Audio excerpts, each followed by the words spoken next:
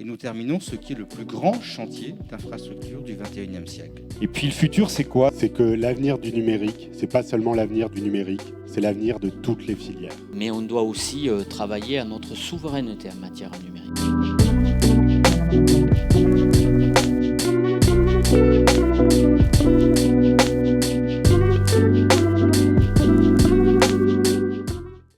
Monsieur le préfet d'Occitanie, monsieur le représentant de la présidente de région Marc Stulman, monsieur le vice-président du conseil départemental Sébastien Massini, monsieur le vice-président de Toulouse Métropole, monsieur Bertrand Serre, mesdames et messieurs les élus, monsieur le représentant de la directrice de la Caisse des dépôts, monsieur le représentant du recteur d'académie, madame la représentante de Pôle emploi, monsieur le président du MEDEF, madame la présidente de la French Tech, chers administrateurs de la mêlée, chers amis et partenaires de cette nouvelle semaine de la mêlée numérique, 22e édition, grandes entreprises, Airbus, SNCF, Harmonie Mutuelle, IMSA, Action Logement, Suez, Daher, SFR, Crédit Agricole, et de très très nombreux. On avait hier soir un événement pour nos partenaires, 170 partenaires, donc nous sommes très heureux de vous accueillir aujourd'hui pour démarrer cette semaine.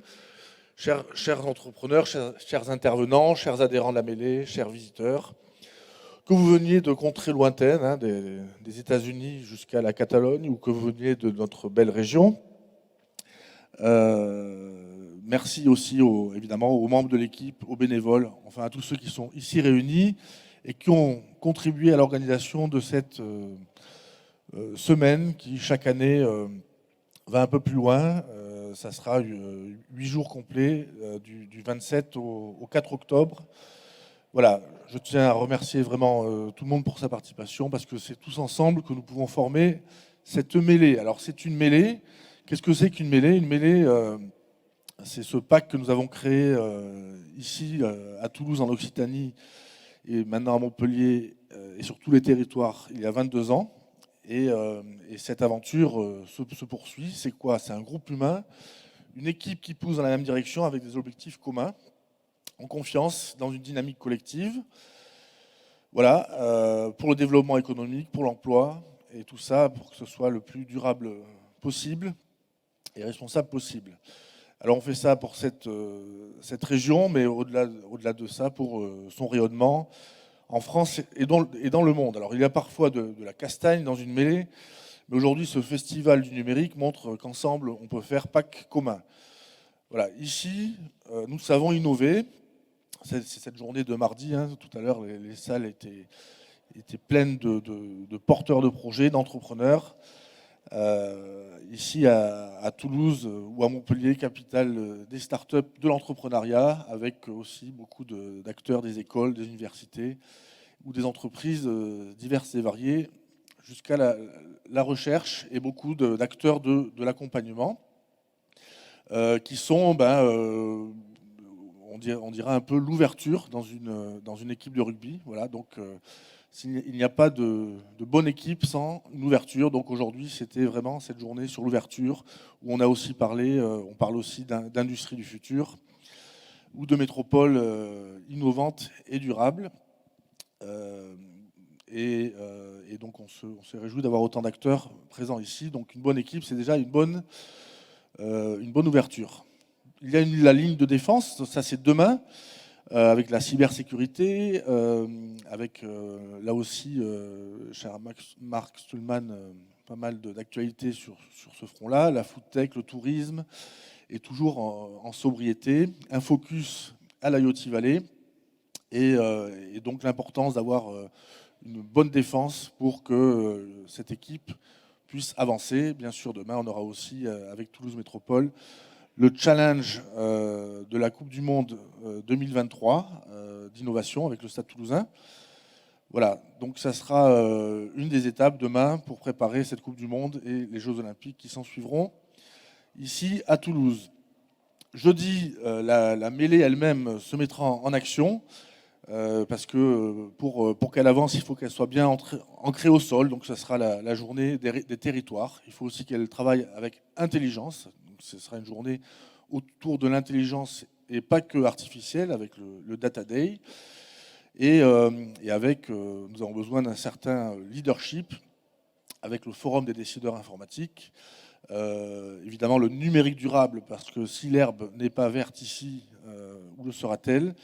Et bien sûr, jeudi en fin de journée, il faut des piliers dans une équipe. Donc nous remettrons les prix de la femme et de l'homme numérique 2022 lors de notre soirée de jeudi, qui sera un peu la mi-temps, certains diraient la troisième mi-temps de ce festival.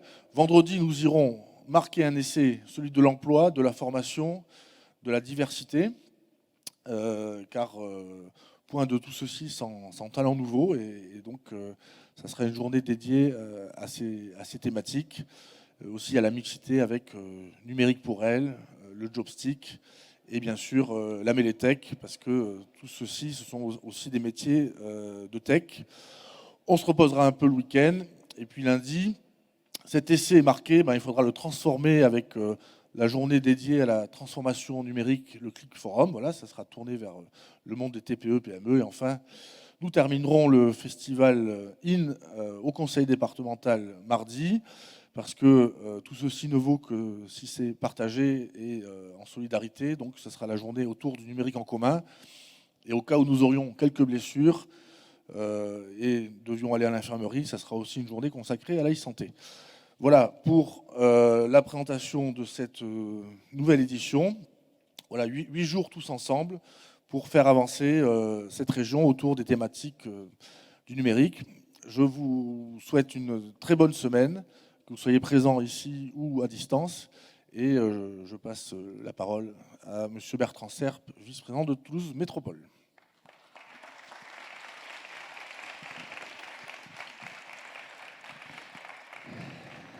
Merci, cher Édouard.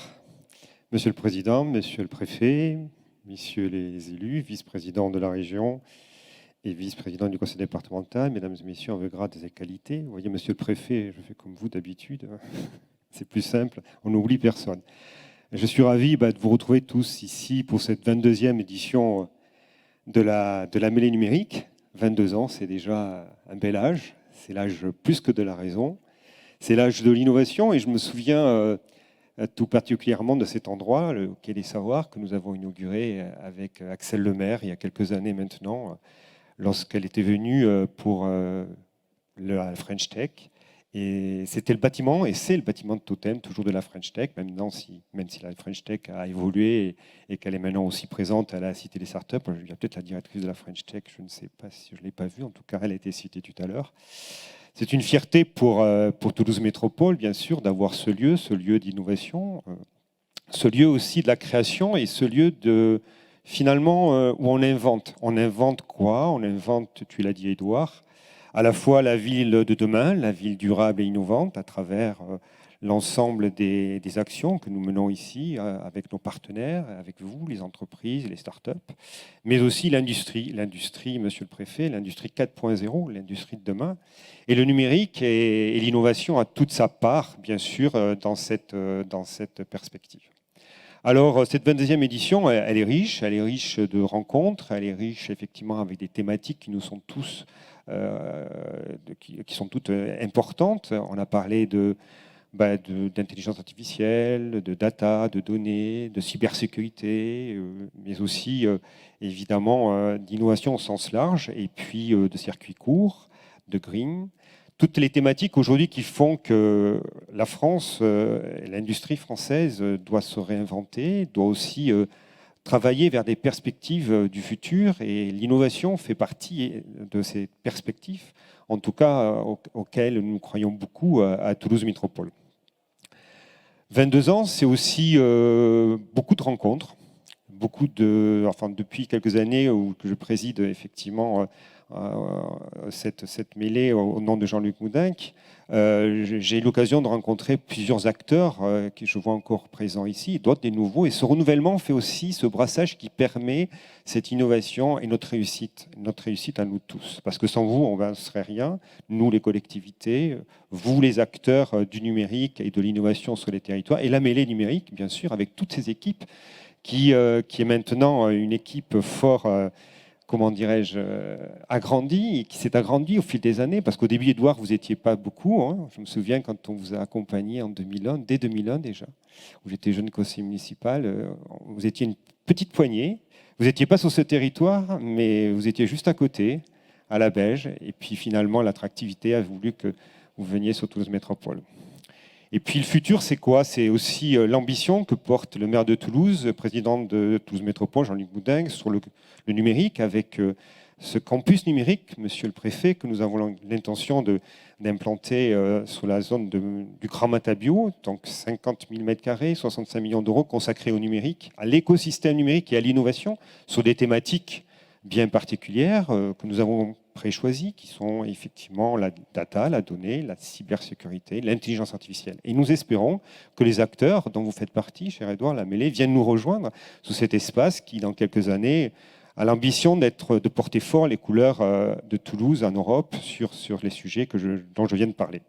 Alors, c'est une ambition forte, mais cette ambition, on ne la fera pas sans vous tous qui êtes les acteurs, qui au quotidien œuvrez pour la réussite de nos territoires et la réussite de Toulouse Métropole. C'est pour ça que cette semaine de la mêlée, comme toutes les éditions de la mêlée, sont importantes, parce que ces rencontres nous permettent aussi de pouvoir, nous à la fois les élus, mais vous aussi, les entrepreneurs, se nourrir ensemble des forces du futur pour la réussite de nos territoires.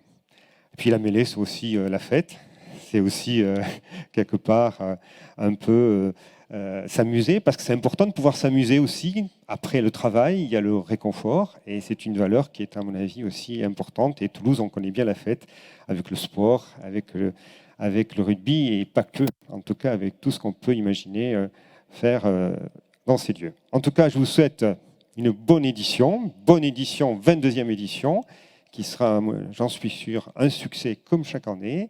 Et puis, comme je dis souvent, prenons du plaisir. Il faut prendre du plaisir dans la vie, parce que si on ne prend pas de plaisir, on ne fait pas bien les choses. En tout cas, vous en prenez, j'en suis sûr, dans ce que vous faites au quotidien, dans vos entreprises, dans vos startups, dans vos réunions. Et en tout cas, nous, on en prend beaucoup. Et en tout cas, ça nous fait très plaisir d'être à nouveau parmi nous cette semaine. Merci.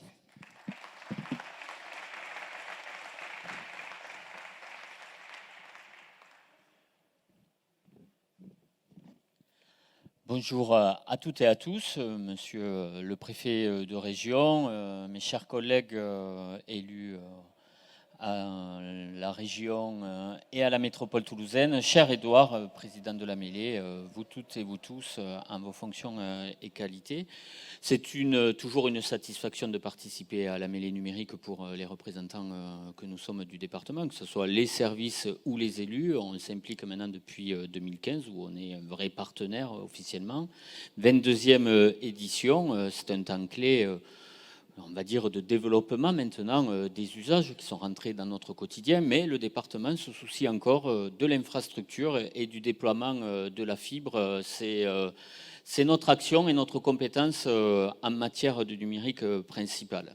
Puisque vous le savez, en dehors des zones AMI, là où l'accès au très haut débit est presque commun maintenant et partagé depuis de nombreuses années, il y a encore à conquérir des territoires pour le très haut débit, de fortes attentes de nos concitoyens, et nous nous occupons donc de la montagne jusqu'à la périphérie toulousaine, où nous déployons le réseau pour répondre à ce qui aujourd'hui s'apparente à une fracture territoriale. Il y a encore quelques années, personne n'y pensait.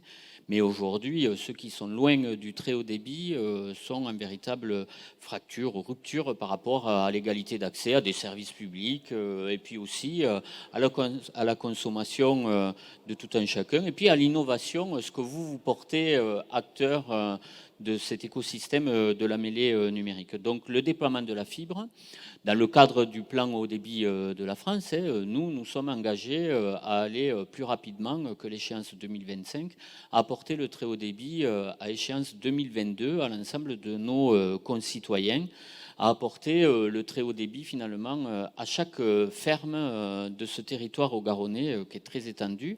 Déjà de 246 000 prises déployées sur tout le territoire. Il en faut encore 340 000. On a un vrai débat maintenant avec les opérateurs sur le raccordement, ceux qui paraissent un peu complexes, mais qui ne le sont pas tant. Il suffit de déployer un peu plus de câbles. On est déjà à 46% de commercialisation de ces prises-là. C'est considérable, hein. Ça veut dire que le très haut débit est très demandé, hein. On connaît très peu de marchés dans la société d'économie où dès qu'on crée un service, il pénètre le marché à cette vitesse-là. Ça va s'accentuer avec la question du démantèlement du cuivre qui va rentrer maintenant progressivement, j'allais dire presque en vigueur, mais c'est pas tout à fait ça. En gros, le cuivre va être démantelé. Déjà 4 communes en Haute-Garonne sont programmées d'ici la fin de l'année et Orange va démanteler le cuivre d'ici 2025 en démarrant en 2023. Ça pose une question et c'est là où nous, acteurs départementaux, aux côtés de services de l'État, hein, on s'interroge avec l'ensemble des opérateurs sur ce qu'on appelle un service universel. Avant, depuis les PTT jusqu'à Orange, il y avait le service universel. Vous construisiez une maison, vous vouliez avoir le téléphone, il y avait le fil du cuivre qui vous était amené obligatoirement et réparé dès que ça cassait. Pour la fibre, ce n'est pas le cas. Il n'y a pas de service universel. Et ça pose la question de la résilience de nos infrastructures et aussi finalement de la pérennité, de la souveraineté en matière de données, d'utilisation de ces données, de finalement notre économie moderne où le numérique rentre dans tous les pans de l'économie. Et cette question de la résilience de nos réseaux pose la question aussi de notre souveraineté et c'est pour ça qu'on le pose en termes de services universels. Déjà pour garantir une continuité de service, mais aussi pour maîtriser une tarification au branchement. Avant, il était là parce qu'il y avait un vrai service public de France Télécom jusqu'à Orange. Là, aujourd'hui, on pose la question aussi de garantir un tarif qui permette l'accès à tout un chacun au très haut débit. Il y a aussi la question des usages. Bon, vous êtes tous des spécialistes pour innover quotidiennement, je ne m'étendrai pas là-dessus, mais il y a la question aussi de l'acculturation, de la médiation numérique pour accéder aux usages. Il y a quand même 30% de nos concitoyens qui utilisent mal le numérique, 18% qui sont dans ce qu'on considère aujourd'hui dans le jargon, dans l'électronisme, donc il y a besoin d'acculturer. Et là, nous intervenons dans le secondaire, dans le collège, pour former nos jeunes d'abord. Puis après, en matière de médiation, aux côtés des maisons France Service, nous déployons aussi des maisons de proximité pour permettre à nos citoyens d'accéder à leurs droits à travers les outils du numérique. Donc ce sont des femmes et des hommes. Le numérique, ce n'est pas que de la dématérialisation, il faut aussi beaucoup d'humains pour permettre un égal accès aux services de consommation, à comprendre maintenant ces factures à travers des plateformes numériques. Et là aussi, nous intervenons dans ce cadre-là. Nous allons d'ailleurs, nous travaillons avec la Mêlée aussi, qui est un partenaire, sur la définition d'une feuille de route numérique sur l'ensemble des usages et comment le département de la Haute-Garonne peut créer des conditions pour améliorer l'usage qu'on en a aujourd'hui du numérique, mais aussi créer les conditions de déploiement de nouveaux usages sur notre territoire. Alors ça va de l'e-santé jusqu'à la dématérialisation totale de l'ensemble aussi de nombreux services du conseil départemental. Alors on a créé plein d'applicatifs, je ne vous en ferai pas part aujourd'hui, mais il y a Direct Ferme qui permet de mettre en contact avec les producteurs locaux, il y a des plateformes qui permettent aussi sur le covoiturage, sur l'accès à nos services publics. Bref, beaucoup de choses aussi en matière d'éducation. J'en terminerai par un point.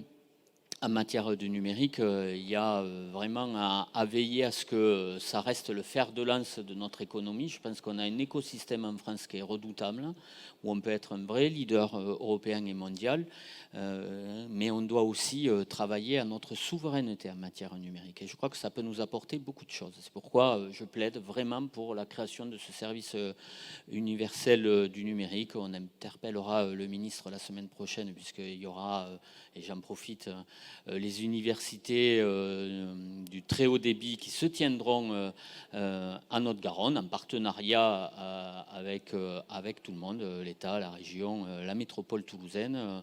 C'est un bel événement, c'est tourné beaucoup plus vers les infrastructures, mais c'est important parce que sans infrastructures pérennes et résilientes, malheureusement, les usages seront confinés à une poignée. Et ça, on doit veiller à ce que le plus grand nombre puisse en profiter et ça sera profitable pour tout le monde. Merci.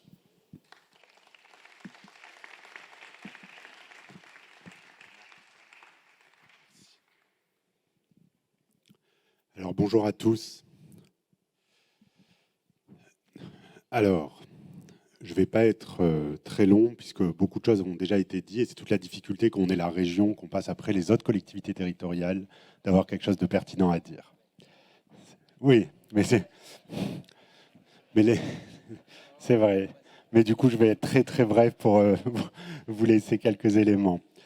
Plus sérieusement, à la région Occitanie, avec la présidente de région Carole Delga, on est convaincu de quelque chose, c'est que l'avenir du numérique, c'est pas seulement l'avenir du numérique, c'est l'avenir de toutes les filières.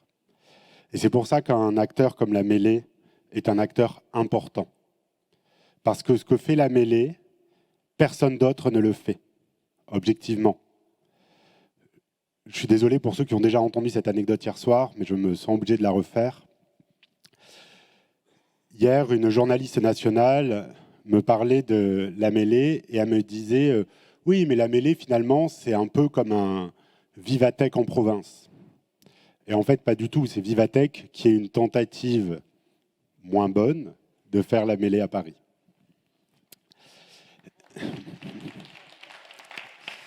Parce que, tout simplement, la mêlée est plus ancienne. Rappelez-vous qu'il y a 22 ans, la boîte la mieux valorisée en matière de numérique, c'était AOL. Alors pour tous les moins de 20 ans, je parle d'un temps que les moins de 20 ans ne peuvent pas connaître, AOL, c'était un fournisseur d'accès à Internet, à l'époque où on payait Internet à la minute. Et il y a 20 ans, il fallait être un peu fou pour se dire que le numérique allait changer le monde. Et c'est pourtant ce qu'une petite équipe de Toulousains a fait. Et à la région, on est très fiers d'être partenaire de ça. On est très fiers d'échanger régulièrement avec la mêlée. Parce qu'en fait, la mêlée, c'est un formidable outil. Et c'est un formidable outil qui est complémentaire avec les politiques régionales. Je ne vous ferai pas le listing des politiques régionales, ça serait trop long et le buffet commence à être prêt. Mais juste 3 points. 3 points sur les politiques régionales. Les politiques régionales, c'est assez simple. C'est le tout numérique et le numérique pour tous. Le tout numérique, c'est qu'on est persuadé que dans la compétition mondiale dans laquelle notre région s'installe, on a des formidables atouts. 2 métropoles. On est la seule région de France à avoir 2 métropoles avec une identité en matière de numérique très forte. Pour le faire simple et pour schématiser et sans insulter personne, on a l'aéro et le spatial d'un côté, les licornes de l'autre. On dirait presque un rêve de gamin, des licornes qui chevauchent des avions. Mais plus sérieusement, on a aussi des pôles d'excellence en région. Je pense notamment au PAM, au pôle d'action média. Mais ce tout numérique, il ne sera possible que si, sur notre territoire, on a des acteurs que vous représentez qui relèvent les défis. Et ces défis, ils sont immenses. Parce que, comme Sébastien Vincini le disait, il y a une diffusion de l'innovation telle qu'on n'en a jamais vu. Ce qui s'invente à Brest, à Quimper ou à Vladivostok peut instantanément cannibaliser un marché. Et donc, ce qu'on invente en Occitanie, il faut aussi que ça aille cannibaliser les autres marchés. Et c'est pour ça qu'à la région, on est très, très attentif au développement des nouvelles solutions, des solutions innovantes, des startups, même des startups en pré-seed. Parfois, des gens n'ont même pas de POC, ont juste une vague idée. Et on a un bras armé à la région, ça s'appelle ADOC, qui aide à développer ces entreprises-là. Parce qu'à côté des grands groupes, on sait qu'on a besoin d'hybridation avec les startups. Et je vous disais, il y a le tout numérique et on a le numérique pour tous. Le numérique pour tous, et toutes les collectivités ici présentes essayent d'en faire, enfin en font, c'est l'idée qu'on ne peut laisser personne au bord du chemin. 17% de nos concitoyens n'ont pas un accès stable au numérique, ça a été dit. Imaginez un service public qui aléatoirement refuse 17% des gens. Ça serait la guerre civile. Et pourtant, c'est le cas, sans que ça n'émeuve grandement l'opinion publique. Et face à ça, la région Occitanie, on a actuellement une opération qui s'appelle l'Ordi. Et l'Ordi, c'est quoi? C'est tout simplement le fait de donner à chaque élève de seconde un ordinateur. Et la dernière fois, je me promenais à la mêlée et il y avait un stagiaire qui avait encore son ordi. L'ordi que la région lui avait donné il y a quelques années. Et je me dis, si finalement l'ordi qu'on donne aux lycéens permet à ce lycéen d'intégrer la mêlée, c'est qu'on a réussi en grande partie notre pari. Et je ne vais pas être plus long. Et la seule chose que je vous souhaite, c'est une bonne semaine de mêlée. Et en vous souhaitant le meilleur et surtout en souhaitant que, ensemble, on soit là pour les 22 ans à venir.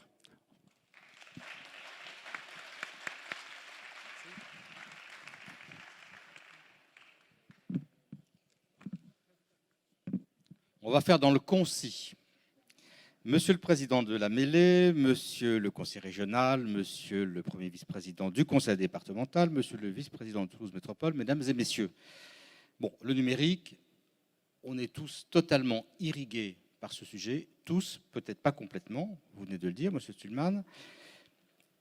Et pour autant, on doit être dans une posture où ce n'est pas le numérique qui s'impose à nous comme une fatalité, c'est au contraire une chance que l'on a à saisir, même si ça nécessite des effets d'adaptation très importants. Et donc, nous devons choisir en France quel numérique nous souhaitons avoir en France et en Europe. On est dans le cadre aussi de l'Union européenne. Il y a une stratégie du Conseil régional. L'État est en phase avec cette stratégie. Et au niveau du gouvernement, il y a une stratégie très claire qui a été édictée et qui nous situe dans l'horizon France 2030. J'y reviendrai. Mais je voudrais simplement vous redire quelques éléments sur la politique de l'État et du gouvernement. D'abord, l'État œuvre depuis plusieurs années à deux niveaux. Construire les fondations avec nos partenaires, collectivités et opérateurs de télécommunications, et en même temps accompagner citoyens et entreprises. Le premier sujet, ce sont les fondations du numérique de demain, c'est la construction que nous menons ensemble. Et on a deux briques d'infrastructure. La première, c'est l'accès à Internet très haut débit partout sur le territoire. C'est une condition indispensable. Et il y a près de 10 ans, avec son programme d'investissement d'avenir, l'État était l'étincelle qui a permis à nos 13 départements d'Occitanie de lancer des projets de déploiement de la fibre, donc un partenariat très étroit avec les départements. Et aujourd'hui, on a 70% du territoire qui est fibré. Et nous terminons ce qui est le plus grand chantier d'infrastructure du XXIe siècle. La puissance publique y consacre en Occitanie 1 milliard, la puissance publique au sens large, dont 332 millions de l'État. Et l'objectif, c'est simple, c'est généraliser la fibre optique partout sur le territoire français d'ici à 2025. La seconde brique, c'est l'accès à un réseau mobile de qualité. Et dans notre région, ça a été très bien dit, nous avons naturellement des zones reculées, isolées, celles dans lesquelles les opérateurs n'ont pas d'intérêt commercial à financer un pylône. Et pour couvrir ces zones peu rentables, le gouvernement a passé cet accord avec les 4 opérateurs en 2018. Qui prévoit que l'État renonce à des recettes provenant des opérateurs liées à l'attribution des fréquences, et ce manque à gagner, qui est estimé à 3 milliards d'euros au plan national, eh bien, il a une contrepartie, c'est que les opérateurs doivent généraliser la 4G et installer 5000 pylônes non rentables sur des emplacements désignés par les préfets et les élus locaux, puisque nous travaillons étroitement. Cet accord, il a déjà permis d'allumer 273 pylônes de téléphonie en Occitanie, et 400 pylônes viendront s'ajouter dans les 2 prochaines années. Donc c'est très important parce qu'on est sur des montants tout à fait considérables. Ce sont autant désormais de communes qui sont couvertes en 4G et qui sortent de l'isolement. Mais deuxième mission, c'est accompagner nos concitoyens et les entreprises avec les changements sociétaux induits par le numérique. D'abord, au niveau réglementaire, en adaptant nos règles aux évolutions technologiques. Par exemple, pendant que l'État préparait la mise en place des fréquences 5G, le gouvernement a fait voter la loi 5G de 2019, plus connue du grand public sous le nom de loi anti-UI, qui consiste à écarter certaines technologies ou certains acteurs. C'est une question de souveraineté numérique. Et puis nous devons aussi accompagner tous nos concitoyens, quel que soit leur âge, quel que soit leur profil, dans ces changements. Et on a aujourd'hui 13 millions de Français qui sont en difficulté avec le numérique. Et pour aider ces concitoyens à s'acclimater, à s'accoutumer, l'État a déployé 400 conseillers numériques sur tout le territoire régional. On a par exemple 2 conseillers numériques qui ont été embauchés par le conseil départemental de la Haute-Garonne, un qui a été embauché par l'association La Mêlée, et on en a 64 sur le territoire haut-garonnais. Et puis il faut accompagner les entreprises, les TPE, les PME. Selon une étude récente de BPI France, une entreprise sur 5 serait condamnée à disparaître si elle ne conduisait pas sa transformation numérique dans les 3 ans. Et c'est tout simplement pour commencer par le b.a.-ba, c'est disposer d'un site. Mais c'est un vrai travail et les organismes consulaires aussi y participent. Alors pour cela, nous déployons toute une série de dispositifs avec la région visant à accélérer la transformation numérique des entreprises, ainsi qu'un ensemble d'outils plus spécifiquement ciblés vers l'industrie du futur. Et cette thématique d'industrie du futur, qui est le sujet phare de la journée, m'amène à ma conclusion. La stratégie de l'État, elle repose sur une ambition d'infrastructure, de qualité et d'accompagnement des usagers. Mais ce n'est pas tout.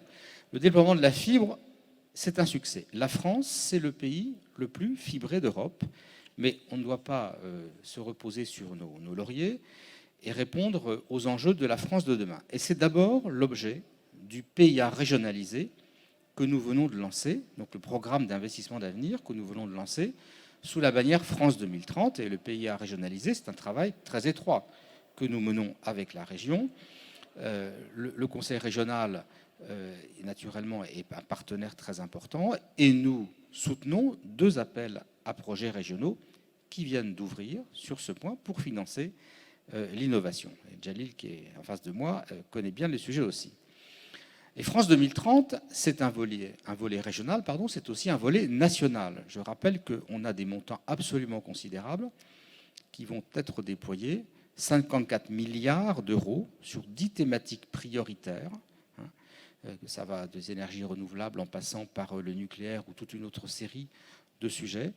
Et tous ces appels à projets, je vous invite à consulter france2030.gouv.fr avec des thématiques diverses.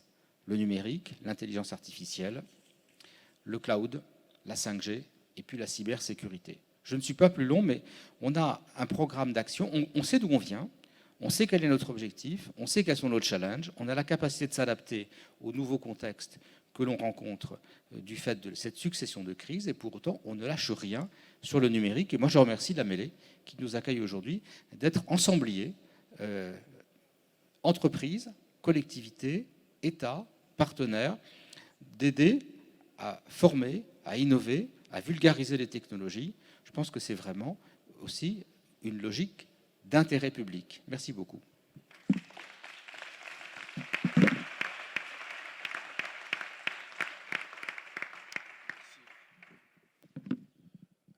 Merci, monsieur le préfet. Merci à vous. Effectivement, je salue Jalil Ben Abdillah, qu'on va retrouver juste après. Et je voulais juste rajouter que, évidemment, si nous sommes ici aujourd'hui, il faut bien sûr remercier les équipes de la Mêlée qui ont tout organisé et les équipes du Quai des Savoirs. Je salue Marina et Laurent Chiquano, directeurs qui sont là. Et si nous sommes ailleurs, en ce moment même, il faut aussi remercier la régie, les équipes techniques, puisque nous sommes visibles dans le monde entier au moment où je vous parle. Voilà. Merci beaucoup. Et alors la suite, c'est un déjeuner avec l'entreprise d'AER. On parlait des grands projets de réindustrialisation qui nous invite à ce déjeuner et avec Jalil aussi, de la région. Merci.